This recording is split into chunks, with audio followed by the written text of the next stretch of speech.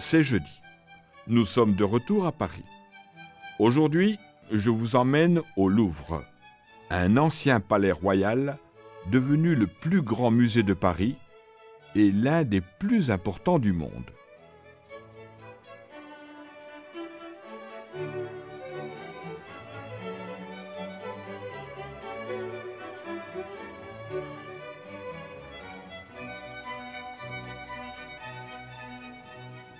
Nous voici devant le Louvre.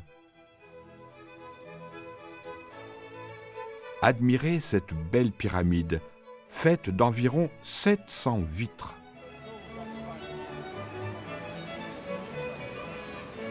Derrière la pyramide, vous voyez le musée. Dans ce très riche musée, il y a des collections d'Europe, d'Afrique, d'Asie, des Amériques.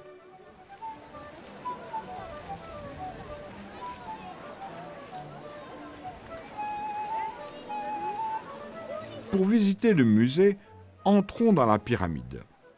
Prenons l'escalator.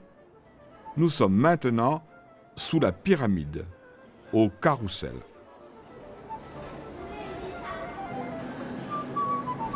Au carrousel, on peut faire des achats, manger au restaurant ou voir une exposition. C'est du carrousel qu'on gagne le musée tout proche.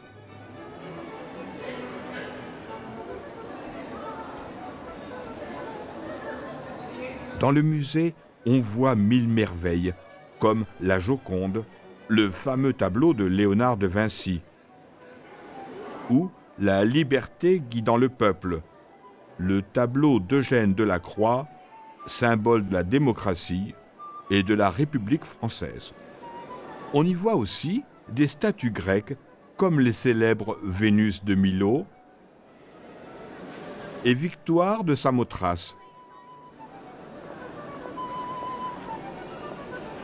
Des sculptures islamiques,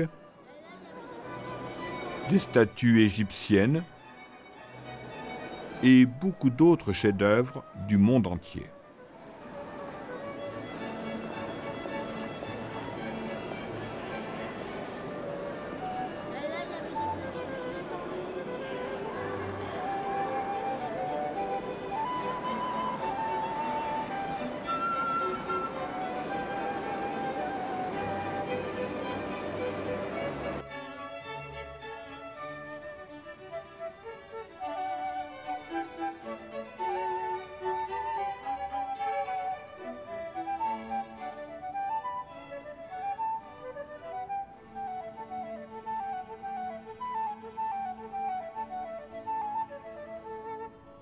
Après le Louvre, je vous invite à faire une promenade au Jardin des Tuileries.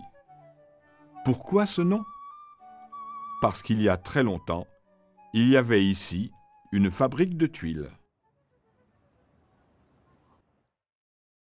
Le jardin avec ses statues et ses arbres est splendide. La promenade a été longue.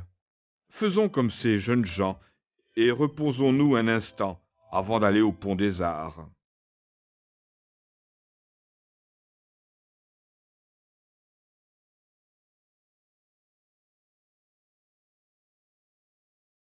C'est Napoléon Bonaparte, encore lui, qui a voulu, au-dessus de la Seine, ce pont métallique de 155 mètres. Le pont est interdit aux voitures. C'est le lieu de rendez-vous des peintres, des dessinateurs et des photographes, à cause. Le jardin avec ses statues et ses arbres est splendide.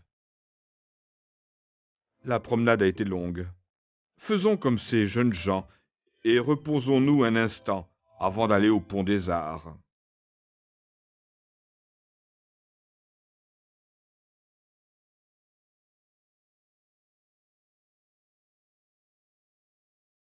C'est Napoléon Bonaparte, encore lui, qui a voulu, au-dessus de la Seine, ce pont métallique de 155 mètres. Le pont est interdit aux voitures. C'est le lieu de rendez-vous des peintres, des dessinateurs et des photographes, à cause du magnifique panorama qu'il propose. On ne s'arrête pas. Le musée d'Orsay nous attend.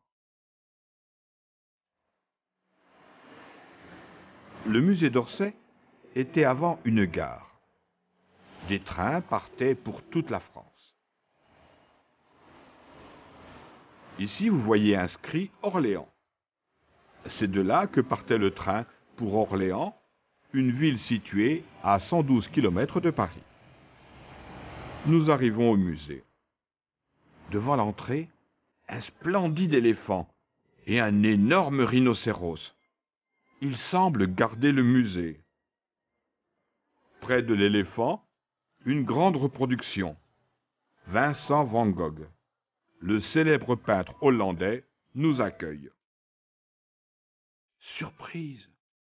Devant l'entrée, des statues de femmes, 6 au total. Chacune représente un continent.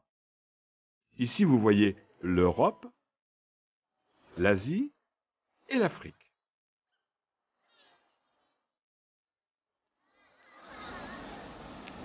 Au musée d'Orsay, nous allons admirer des peintures et des sculptures faites entre 1848 et 1914. Nous pouvons y voir des tableaux de tous les grands peintres de cette époque, comme Gauguin,